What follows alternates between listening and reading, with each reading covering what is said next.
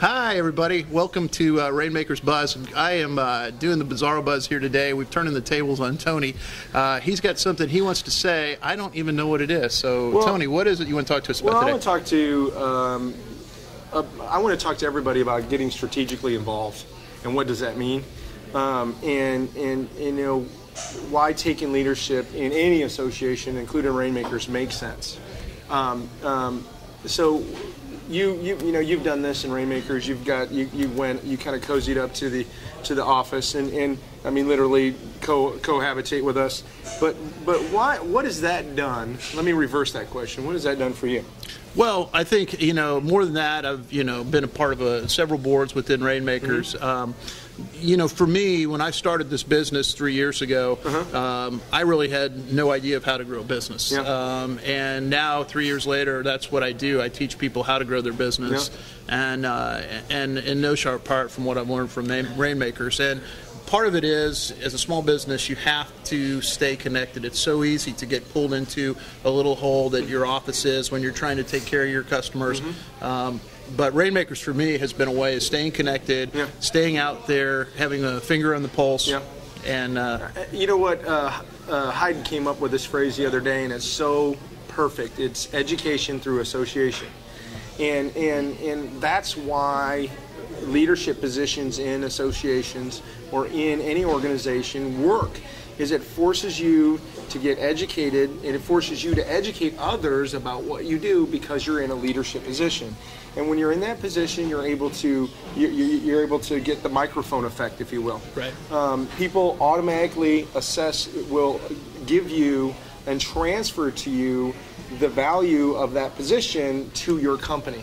And that's what, you know, that's one of those inherent things about taking a leadership position in any organization, including Rainmakers, that people don't take advantage of. Now, what also happens is we hold you accountable to execute a business model. So I would make the argument that being in a leadership position in our organization is better than most. But it works in all associations. Does that make sense? Yeah, well, it does. You know, it's interesting. On the way down here, I was listening to a book called The Answer, which talks basically about not only the law of attraction, but what you have to do to stay engaged and to get your mind working like that. And one of the big challenges of a small business owner is taking on that perception of a leader. When you're in an organization where you've got an org chart and you're on a depth, you know where you sit. In a small business, you are the top of the chart and you're the lower of the chart.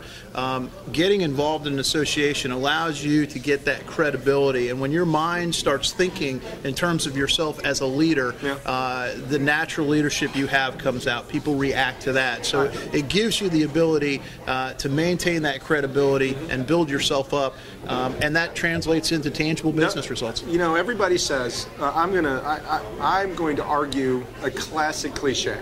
And that cliche is that when you get into business, the number one reason that people aren't able to make it is that they're underfinanced or they're mismanaged. And that's not true.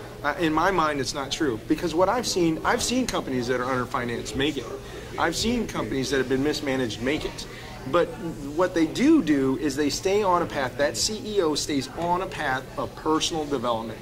Because when you have to change your self-image so drastically to go through the evolutions that you need to do to become a CEO of a large company, that's the major reason most founders don't end up being the CEO. Right. And you know, the evolution and the steps start as, like, you know, I put my shingle out there and I bought a job and I work for a crazy person, right? He keeps awful hours and he pays like crap.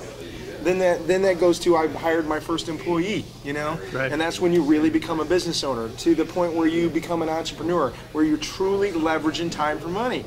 And after that, there's a huge evolution that goes on to becoming a CEO, where you're actually running an organization that creates a value. The reason most people don't do that, Dave, is they can't go through the evolution. They can't personally develop themselves enough. And that's one of the things that we do in the value of becoming a chair, is we force you to develop yourself, because it's one of the hardest gigs you can do. It's got a tremendous psychic reward. It's got a tremendous reward for your business if you work the model, but you have to grow to make it happen. Right. Not for everybody, but for the right people, it's pretty powerful in what it gets done. It certainly is, and again, just from a credibility standpoint, when you're a member of a board or when you're the chair of a board and you stand up and you meet with really important people every month. I sit in the president's board and am amazed with the people that I'm surrounded with, and those people walk out knowing who I am, not only as a person but as a business owner. Yeah. There are no better referral sources than that, so it's absolutely a very powerful thing. Get strategically involved so you can become more. Get educated through association, and then take on the helm of leadership. No matter what you're serving in, take on the helm of leadership. It always forces you to develop beyond where you're at. To be more and serve more. Amen. You've been buzzed. See you, buddy. Thank you.